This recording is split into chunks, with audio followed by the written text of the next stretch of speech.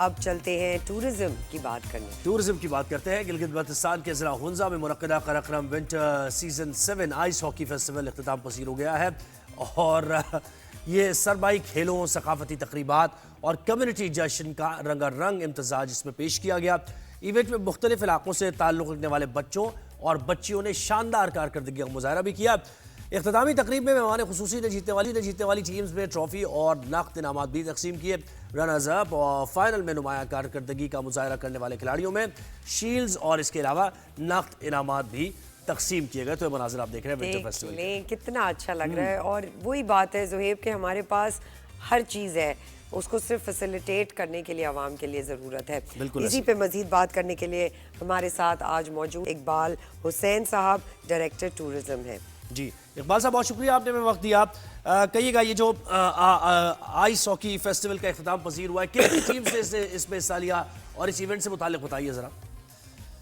Government of Gilgit Baltistan winter tourism کو promote کرنے کے لیے اور یہاں کے جو یوتھ ہے ان کو انگیج رکھنے کے لیے 2021 سے ایک ہمارا 7 days ونٹر فیس کے ایونٹس ہو رہے ہوتے ہیں. ہر سال ہمارا ایک سگنیچر ایونٹس ہے. اس میں اس سال ہمارا جو کیلنڈر تھا وہ 15 جنوری سے اور 25 جنوری تک تھا.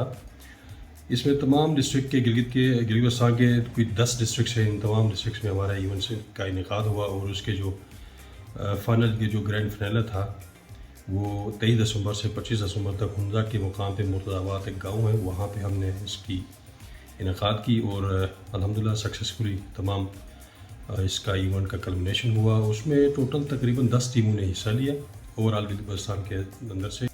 جی سر یہ بھی بتائیے کیا اس ایونٹ میں غیر ملکی کھلاڑیوں نے بھی حصہ لیا؟ انٹرنیشنل پلیئرز تھے اس میں؟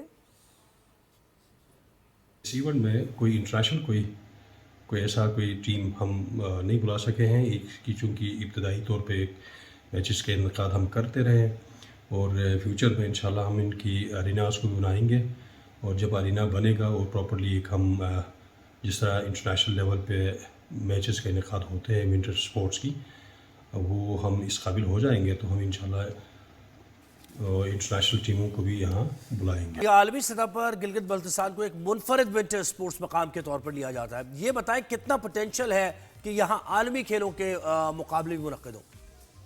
یہاں پہ گلگت بلتستان کے اندر بہت زیادہ ٹورزم کا پوٹینشیل ہے، لیکن چیلنجز بھی زیادہ ہیں اور کوشش ہماری یہ ہے گورنمنٹ آف گلگت بلتستان کی ان چیلنجز کو قابو کرتے ہوئے ان کی جو ہمارے جو پوٹینشیل ہے ان کو مٹیریلائز کریں، ان کیپٹلائز کریں اور آگے بڑھے اور یہاں کے جو لوکل لوگ اس ٹورزم کے سیکٹر سے ان کی اکانومی چلے اور یہاں کی اس کی وجہ سے ان کی جو اوور آل جو اکانومی.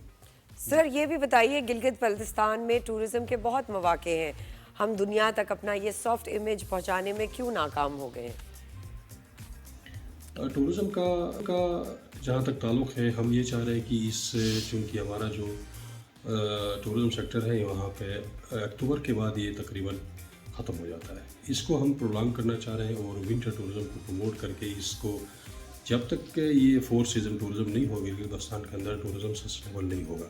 اس لیے کوشش ہماری ہے کہ اس کو پرولانگ کرے اور اس کو جنوری اور دسمبر جنوری فروری میں اس کے انعقاد کیا جائے تاکہ یہاں ٹورسٹ آ جائے اور یہ سیکٹر بھی سسٹینیبل ہو اور یہاں کی. اچھا، ضروری ہے کنیکٹیوٹی بڑھے، آپ کا انفراسٹرکچر بہتر ہو، تو یہ ایک بڑا یہاں کا مسئلہ ہے کہ رسائی مشکل سے ہے یہاں پر.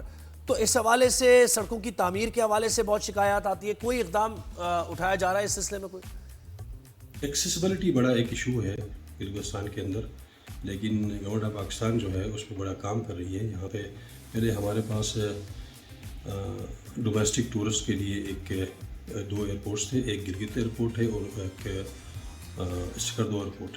سکردو ایئرپورٹ کو انٹرنیشنل کیا گیا ہے. پچھلے 2 سالوں سے کافی لوگ آتے ہیں مختلف، اس کے علاوہ پھر ڈومیسٹک ٹورسٹ کے لیے مختلف سٹیز سے سیزن میں کراچی سے، فیصل آباد سے، لاہور سے، اسلام آباد سے فلائٹس چلتی ہیں جس کی وجہ سے وہاں کی ٹورزم بڑی ہے، اس کا بہت بوم ہے سکردو کے اندر. اور ساتھ پھر میں بتاتا چلوں گلگت سکردو روڈ اب جی ایس آر ایم کے جوڑوں سکردو روڈ جب بن گیا اس کی کمپلیشن کے بعد لوگ آنا شروع کیے. اس روڈ کی وجہ سے بھی کافی بڑھ گئی ہے. और ये भी बताता चलूँ सीज़न के अंदर जब बाबूसर खुल जाती है तो एक्सेस ईजी हो जाता है, तो लोग ज़्यादा आते हैं। फ्यूचर में हमारे पास Chitral express way, Gilgit Chitral Shandur express way है, उसके बनने से चतराल कनेक्ट हो जाएगा और कुछ पाइपलाइन में और भी प्रोजेक्ट्स हैं। हमें उम्मीद है कि जब शुंटर टनल या शुंटर रोड बन जाएगा, मुजफ्फराबाद जब कनेक्ट होगा, इससे इस सेक्टर में बहुत बेहतरी आ जाएगी। और स्पेशली मैं ये भी बताता चलूँ कि इस साल हमारा जो टूरिस्ट का जो डेटा है, मोरलेस तकरीबन कोई 1 मिलियन डोमेस्टिक टूरिस्ट है और 24,000 से अबव जो है हमारा इंटरनेशनल टूरिस्ट ने गिलगित विजिट किया। और 2000 अब पिछले 5 सालों में ये तकरीबन अबव 60% ये फ्लो बढ़ गया है इंटरनेशनल टूरिस्ट। जी इकबाल हुसैन साहब, डायरेक्टर टूरिज्म, आपका बहुत बहुत शुक्रिया। क्या बात कही उन्होंने, 1 मिलियन डोमेस्टिक टूरिस्ट हैं और 4+ इंटरनेशनल टूरिस्ट हैं जो आते हैं। कितनी ज़बरदस्त बात है। और वो जो आपने कनेक्टिविटी की, इंफ्रास्ट्रक्चर की बात की, उन्होंने कहा गिलगित चतराल शंदूर जब एक्सप्रेस वे बन जाएगा तो वहाँ रसाई लोगों की ज़्यादा बढ़ जाएगी और उससे मजीद रेवेन्यू भी जनरेट। विंटर वंडरलैंड जो है वो हमारे पास आ गया। बिल्कुल ऐसा ही है, जिंदा दिल और मल्टी टैलेंटेड यूथ की सरजमीन है गिलगित बल्तिस्तान।